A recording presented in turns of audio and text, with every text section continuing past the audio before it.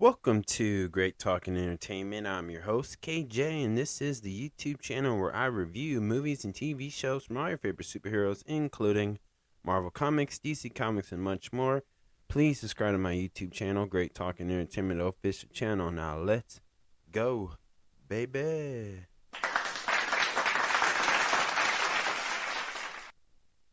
Welcome back, everyone, to the YouTube channel. My name is KJ, and today's video is my spoiler review for Season 2 of Daredevil Born Again, Episode 5 spoiler review. So if you have not seen this show, please pause this. But before you go, could you do one thing for me, everyone? Could you hit the thumbs up button, aka the like button? That would help my YouTube channel out, and I truly appreciate that. Come back and let me know what you think about of Episode 5 for Season 2 of Daredevil Born Again. So, okay, this is a spoiler review. Y'all been warned. Now, let's get into it. This episode continues on as Vanessa Fisk is in critical condition. And we're seeing Kingpin is unhinged, and he has made it clear to his task force to capture Daredevil and Bullseye alive. But what I like about this scene is this scene here, the camera zooms in a little bit. And you can see Kingpin, he's already imagining the pain and the torture he's going to do to those guys if they get captured. And, this is him being diabolical because this episode is definitely showing that Vanessa Fisk is the buffer between him being calm and professional versus him just being a straight savage and demolishing these two. So he's pissed. Then we get to the scene where Daniel Blake is having a conversation with BB. And what's very interesting is she's trying to get some stuff out of him. And which she does because she hugs Daniel. And there's two ways you can look at this. One, like BB actually does like Daniel, likes him, because she gave him a hug, and he kind of just said, okay, she's in critical condition, Vanessa Fisk. And then obviously we know throughout this episode that it gets leaked out, and he knows she was the only one. And so it's like, is she manipulating him, gaslighting him basically, tricked him? Or was this both?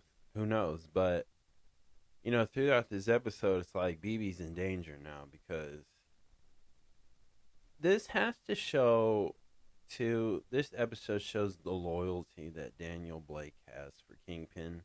And plus, this is showing, things are shifting for the bad guys, the villain side, right? Because now it's like Vanessa Fisk is her getting hit like that changes the situation for the bad guys, right? In a way, because someone like Daniel Blake is now going to have to choose a side, really choose a side, and that means someone like BB might have to get hit, be eliminated. And that's the message that is sent across him, Daniel Blake. And obviously, too, this is kind of like the starting, too, of his crash out moment. He's going to have to, become more ruthless. He's going to have to become more savage. And that's why we saw we see what's going to happen in this episode, which I thought was really clever and very, they really fooled me on that, right? Because I was like, man, this was, I thought, okay, BB was, I mean, they really got me with the BB part, and I'll talk about that later. Then we get Kingpin getting informed by Dr. Cristal Savia about that she's good and there's hope. And I don't think he liked that idea that there's hope that she might make it. obviously Kingpin's like, nah, I need to know if she's going to make it. And he said, well, I'll do my best. And they do have the surgery and stuff. And this is really interesting because Kingpin is freaking out, right? Because again, this is a big hit. Like, you know, through the first episode of this season 2, you know, Kingpin has been on top, and he's still on top of the mountain, of course, politically, but he's never been wrecked like this in a way emotionally, and we're seeing him just he wants to believe the doctors are going to do his job right, but he's also being very threatful, like, you better get this right, because the word hope, it don't mean nothing to him. And you know, I did some digging, and I had an idea. Like, I think Marvel Studios has a big idea with this character at first, but then I was completely wrong. So I came out with a theory, but when I got to the end of this episode, I realized, oh, okay, never mind. But I thought for a second like they had big plans for this doctor, but they don't. So, but the way they set it up, it looked like he did. So I wonder if they cut some stuff out or whatever. So we see Vanessa dreaming of the past, showing kind of like the painting of the white wall, and basically this dialogue in this scene is like a callback to the Daredevil series from Netflix. And we also see that again with flashbacks with Foggy and Matt Murdock. It's kind of like a Daredevil series Netflix recap when they do the backflash of these like scenes and stuff. And it's cool because they're all connected. All the characters are connected, like the OG characters. Like, what I like about this one is it's not exactly the way Netflix Daredevils showed how the two met. Exactly like it, but the scenes are a little bit slightly different. And I believe they obviously did this on purpose to make it more fit the MCU, the Marvel Cinematic Universe. So here's what I mean by that is they showed with Vanessa, they showed like, here's Vanessa in the art world where she had a boss. Right? And she's looking at this one painting, and it looks like a white wall. Now, yes, this was the same white wall or white painting that Kingpin was always staring at in life through the Daredevil series on Netflix. And she Vanessa Fisk kind of referenced her future husband, Kingpin, in a way where it's like, yeah, this is for a person who can stare at this and deal with their guilt, basically, right? This is kind of like for a psychopath in a way, right? It's just a blank. There's nothing there. It's empty. And that's what somebody like Kingpin feels. All the stuff he's been through, you know, he can definitely gravitate to this picture. But obviously, she didn't think that she would marry the Kingpin. And she mentioned that before in this season. But it just shows it. But see, that's really cool that they went this route because this is more MCU style versus the Netflix version of this, right? And I was wondering why they did that, and I thought about it a little bit, but the reason why I believe they wanted to make it more MCU is because with this, there's a way you can add like the other Marvel characters, any Marvel characters that's been shown in live action from each phase if they wanted to. I'm not talking about like Iron Man or Thor or Spider-Man, but I'm thinking like Miss Marvel, She-Hulk, things like that in a sense where you could add that. Or like Kate Bishop, for example, right? There's an opening for that. And the way they did this again, and again, it's more of a quick recap with these flashbacks, you know, of these particular characters. So I thought that was really cool that they did that. And again, it left like opportunities to kind of retcon the origin story of these characters that most people remember from the Netflix series Daredevil, right? And changing in the way without actually changing the main base, the main structure that the Netflix series Devil has created based off, Marvel Comics books of Daredevil and all that. But this really kind of changes it.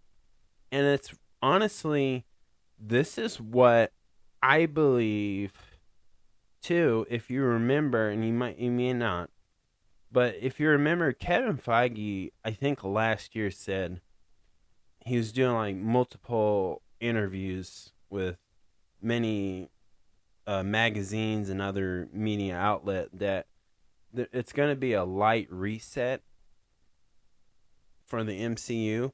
And this is just a perfect example of what that would look like. This is a light reset to the Daredevil franchise. And I believe too, honestly, that this is the right choice. And now it makes more sense. I think when people thought about him resetting, I thought a lot of people, including me, were like, or maybe they're going to redo it all over again now. Hire somebody else to play Iron Man, aka Tony Stark, and just start over again, But this time have Iron Man with like an X-Men character. Like, imagine if they did that, right? The next Iron Man movie, Tony Stark, and he's, I don't know, interacted with Norman Osborn, right? Is the main villain. That's what people assumed, or just even me. But this is actually what I believe Kevin Feige is actually directing the MCU. Is they slightly changed it, kept the main elements, kept the bone structure of what Daredevil Netflix series has always been, but bled it over to Daredevil Born Again season 1 and season 2, this current season, but retcon it just a better way. And I think this is really creative. Now, here's another example of that with just Vanessa Fisk. And then we'll talk about the flashbacks with Foggy and Matt Murdock, aka Daredevil. But if you remember too, we see Kingpin and the character from that used to be his right-hand man from the Daredevil series. I forget his name. But what's interesting is we see that he always knew Buck Cashman. And they might be, I think they're brothers. I think they're related, I believe so. But they knew each other regardless. They knew each other. Right? Because we'll get to the flashbacks of Foggy and Matt Murdock. Matt Murdock and Foggy were representing a guy named, I believe, Ray. His name is Ray. And he's an actual old childhood friend of Foggy, who was kind of mean to him, kind of like picked on him. But we learned that Foggy always understood the Ray's childhood life wasn't so great. His dad wasn't great. His mom was a drunk. Right? And they didn't have a good financial life. And so obviously Ray, picked on him, was kind of just mean to everybody just because of his childhood life.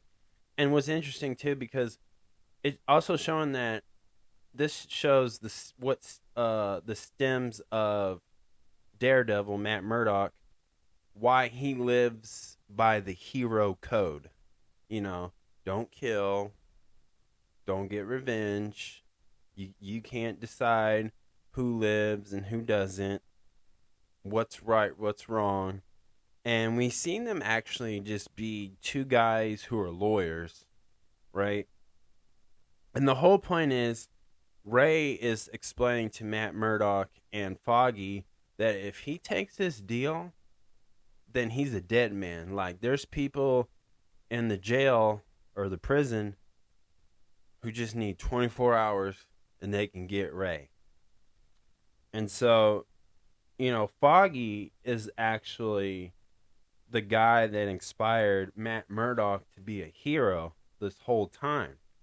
Now, this is where they retcon it. If you watched the Daredevil Netflix series Daredevil, which I'm assuming you guys have, it was always Matt Murdock being Mr. Righteous all the time, while Foggy was kind of like not like the opposite, but Foggy's character from the Netflix was never portrayed like the way he's portrayed in this, right? Yes, Foggy always looks out for the little guy. He does it for the people. But yet Foggy always had that backup plan just in case the independent attorney, run your own business, didn't work out, right? He always knew somebody who can get him hired on into a corporate attorney office, right? Where the money's always guaranteed, the paychecks coming in. He don't have to worry about, can he have enough money to keep the lights on, right? And that's fine. This was during the Netflix era. This is way before Disney / Marvel Studios bought the movie studio Fox at that time. So this was a different time era. And nobody was ever thinking about a Daredevil Born Again series in that era. So that totally makes sense. And so this is, to me, episode 5, just to get this out the way, this was just a retcon in it. Just changing it, fixing it, rechanging history, rechanging the origin, but not killing the bone structure of it. And in this, Foggy was more Mr. Righteous. Matt Murdock was kind of like, let's just do this deal. Why are we even doing this? He should be in a jail. These are the consequences he's made, And, Foggy's like, wait a second. That's why I didn't learn that in law school. I didn't learn that. We got to go by the book. We got to do what's right. It's not our choice to judge. Right? And they had this, him and Matt Murdock had this huge conversation about it. But this, what shows that this was what actually stems the hero code that Daredevil lives by. And so now it's more understandable now that since Bullseye's the one who murdered Foggy, which I still believe he's still alive, is that he's upset that Foggy's his actual compass and reminder to live by the hero code. And that's the whole point, is the key word is the hero code. It's the same code that Spider-Man goes by. It's the same code that every Avengers goes by. Not Punisher. He doesn't go by that code. But typically the hero code, that's what you're getting. right? And this is a code that even Spider-Man does, and you're gonna see that in Spider-Man: Brand New Day. He's gonna live by the hero code no matter what. Like, you know, if Scorpion escapes out of prison and starts doing some bad stuff, Spider-Man's just gonna knock him down, beat him up, just where they can arrest him and put him back in jail. That's the hero code, right? Spider-Man's not gonna commit a murderous crime to Scorpion. He's not gonna do that. And we know why Spider-Man does that. If you go by Andrew Garfield's or Tobey Maguire, when they portrayed Spider-Man, it's obviously Uncle Ben. For Tom Holland's Spider-Man, it stems from his Aunt May. So that's what keeps him motivated to still live by the hero code. So now Foggy is the reason why Matt Murdock, when he puts on and becomes Daredevil, he goes by the hero code, is because of Foggy. Because Bullseye was a real dickhead in this. Here's a man trying to save him, and then they're in this high tense runaway from the Kingpin's task force. Because when they got to the church, Matt Murdock, Daredevil, was contemplating on, I'm going to ditch this motherfucker because, I'm sorry, cuss, but he's like, I'm going to ditch this guy, but like, he kept saying, I killed Foggy and I'm proud of it. I don't feel bad. But then as soon as he was going to leave him, he came back and grabbed Bullseye and said, we're going to honor her. And they take him to the hideout where Karen's at, right? And that just shows you that that's why they showed that. That's rechanging the origin story of Daredevil, Kingpin, all of them from the Netflix series. And now it makes it more Marvel Comics, more MCU-like feel. Okay? And so now you can have these opportunities now to add more elements to that story. For example, here's an example what they could do, right? We saw the flashbacks of Foggy and Matt Murdock, right? Okay, now just imagine. I'm not saying it's going to happen in this season or maybe in season 3, but just pretend. Just imagine if Aunt May. Imagine they got the actress who played Aunt May from the Tom Holland Spider-Man in a flashback, right? She needed a lawyer, and she didn't have a lot of money, but she was trying to, do some stuff after the death of Uncle Ben, right? Maybe it's the will, the papers to the will, the money that Uncle Ben still owe, any debt that he needed to pay off, something like that, right? Imagine if Matt Murdock and Foggy were her represented her in court, right? Because Uncle Ben got, he got shot, right? And at that time, and you can implicate that because Peter Parker, whether it's Tom Holland, which would most likely be Tom Holland, obviously, but just imagine Peter Parker as a little boy. He's not Spider-Man, so it wouldn't mess up the story of, him getting bitten by a radioactive spider, meeting Tony Stark, joining the Avengers, finding Captain America, and then like Spider-Man No Way Home. Like, it wouldn't mess it up, but it would add more to it in small details of the MCU. Now you can expand on that. Now you can make it feel a part. I'm not saying that's going to actually happen, but it could happen. So that's why they did this. And again, I think this is genius.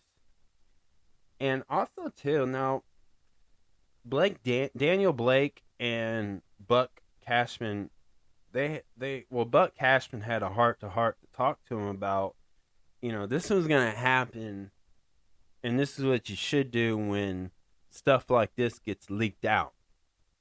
And I got to make sure you're loyal. How loyal?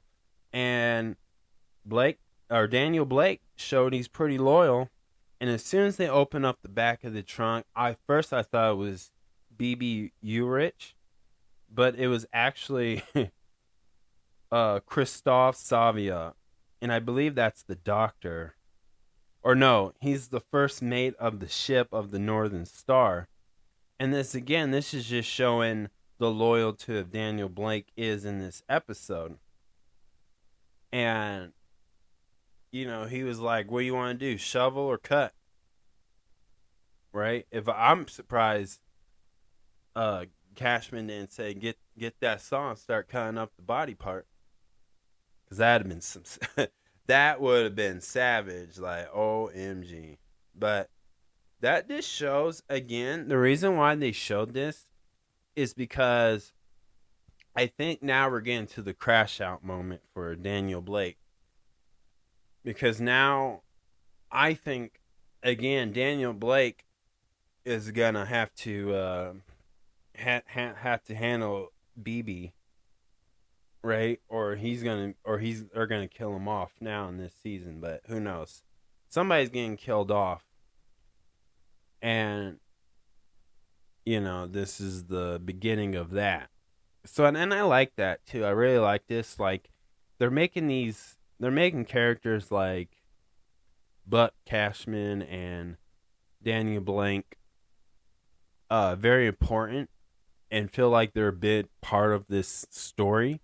And I like that they have bigger roles in this series too. So I really appreciate that. Like, it's like this is an important side quest, and this is the side quest that they needed to take. Now, when we get to the end of the episode, Vanessa is possibly dead, right? Because it looked like she woke up, and I gotta just say, I love seeing a vulnerable side of Kingpin. He was so happy and he was so sad. He was like a little bit in tears. He was just showing how much he legitly loves his wife, Vanessa Fisk. And this is the type of love, like, for him, he's literally gonna burn New York down. He'll burn the whole world down for her. But I liked how when she's like, tell me a story how we met, and they retconned how they met a little bit, retconned it, I should say, sorry. And again, it's very similar. They kept the main bone structure, how they met from the Daredevil series on Netflix, but then they changed it enough to, again, fit the MCU, because now we're getting into some, like, a different territory where we haven't seen the Kingpin been part of, but now we're getting to it. And honestly, I think this is genius. Now, I'm still not convinced Vanessa's dead yet. I'm still not convinced, but she passed out. The doctors and the nurses, they went back and tried to, they shocked her, and they ended it too. But, there's a lot to break down with this episode. First of all, love this episode because every character in this show got a character growth. We learned a little bit more about them. We got reminded of where they've come from, where they're coming from, what are their issues, what they're dealing with, what are their struggles, what's their weakness, just and again, it's just such an amazing dialogue. What an amazing performance by all these characters. All the actors and actresses are doing such an amazing job in this episode. And I loved it. Because even Bullseye, we're seeing a different side of Bullseye. Like, him, ready to die. Him ready to be in peace with the decisions he's made. We finally got to it. We finally got to that. Adding more layers to Bullseye. Making you kind of say, you know what, I like Bullseye as a character. I actually want to root for him. I like who's portraying the actor who's playing Bullseye. That's really good. Like, they got us there. They got me there at least. And I truly appreciate that. So here's some topics that I just want to start with. We'll start with Daniel Blake. Man, I don't think they're going to kill him off. I'm 100% convinced. What I think is, I think it's BB Yorich. I think she's going to be the one that gets killed off. Now, as far as Vanessa Fisk, I'm not convinced she's dead. I'm not convinced. But if this was her death scene, if she died, if this is the way she died, right? Because everybody's saying she's dead. But I'm not convinced yet. The way they ended it, I'm not sure. So what I'm going to do is I'm going to tell you two ways I can think this goes. So let's start off with my first way. So I'm believing that she's not dead, right? Okay. I believe if she's not dead, the reason why is I think that she just lost some memory, and I think the damage from that glass that Bullseye threw at her caused her brain damage, right? So now she can't be a functional person. Not like she's in a coma or she's a vegetable, but she's gonna need like a caretaker around her 24 hours.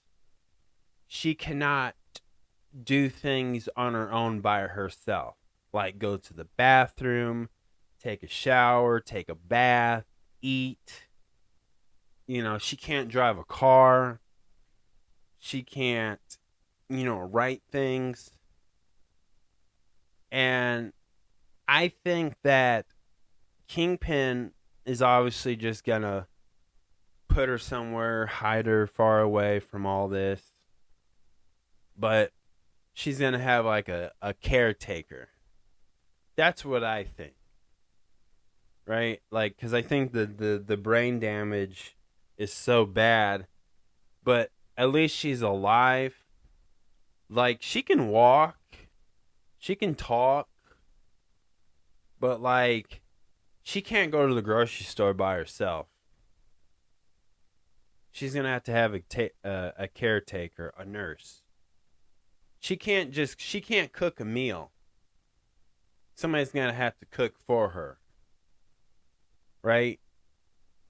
And she should just be at home watching TV, maybe doing some paintings and stuff, but she can't go to the bathroom by herself. She can't take a shower. She can't brush her teeth by herself. Like, she's going to need extra help. That's what I'm thinking with that. And I think that this could lead to, I'm thinking something with like the super soldier serum. I'm thinking the stuff that Jessica Jones' mom and Jessica Jones herself. That's stuff that was used on her in an experiment. And I also believe this could lead up to using taking somebody who has a mutant genetic DNA and using their blood, where Vanessa can have mutant powers that will help repair. Now, what are the mutants that can help repair damage like that? And there's two things. Actually, three. You can do the healing ability, and who's the two big famous characters right now that has a healing abilities? You got Wolverine and you got Deadpool. But I also believe they can use like a Jean Grey or a Charles Xavier.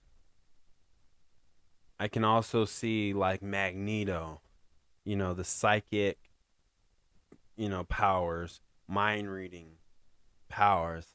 Or two, they can go a way where they can use the Wakandans technology too, right?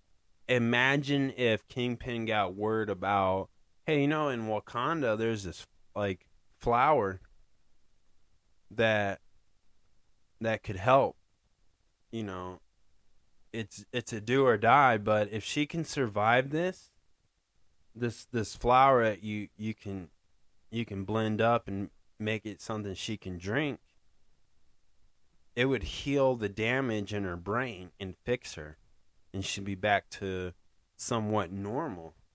So there's a way to do that if they wanted to go that route. I'm not sure if they will, but that's one route. But now, here's the second thing that I could see happening. If she's officially dead, I believe this could be a multiverse story, right? Imagine if Kingpin was informed that, hey, people can do the multiverse thing. Like, they can mention the events that happen in Avengers Endgame. They can talk about Ant-Man and the Quantumania realm. They could talk about there's a variant versions of Vanessa Fisk that he can go to and take and bring back into this universe.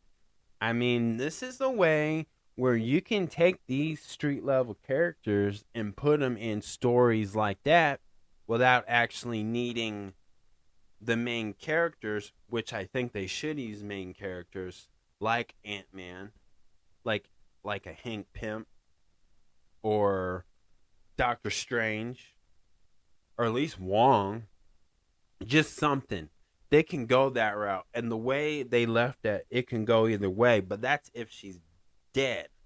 Because now Kingpin's going to be unhinged. He's going to do whatever it takes to get her back. And he's going to destroy everybody just to do it. He's going to be more reckless. So that's what I think out of those things. But what do you guys think? Let me know in the comments below. But other than that, as far as this episode, this is really good. I mean, I think, everybody, the actors and the actresses in this show did a really good performance, especially Kingpin, especially Daredevil and Bullseye. They showed like different emotional sides of them, and we're seeing them go to the next level as far as character growth is. And I think this is a really amazing. Honestly, episode 5, if I had to give it a 10 out of 10, this is a 10 out of 10 episode. Like, this was really done really well. And this is probably my favorite episode, because it just had so much in depth with it. And just to see a little bit more history of, Buck Cashman, a younger version of him and stuff, was really neat. And it's to see that the idea of Foggy, Matt Murdock's best friend, this whole time was his true inspiration, right? And I'm not saying there his dad, Matt Murdock's father's death didn't inspire him. It inspired him to get revenge and take down people like Kingpin, who, got his father shot. But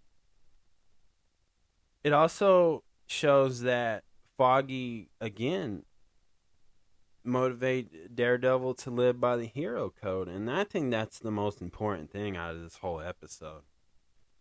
It was intense, it was exciting, and you didn't know what was going to happen, but I just think that's really cool. So, that is my spoiler review, y'all. Thank you so much. Please subscribe to my YouTube channel, Great Talking Entertainment Official channel. Subscribe, hit that notification button so you always update with all my latest content. Thank you guys, and peace out.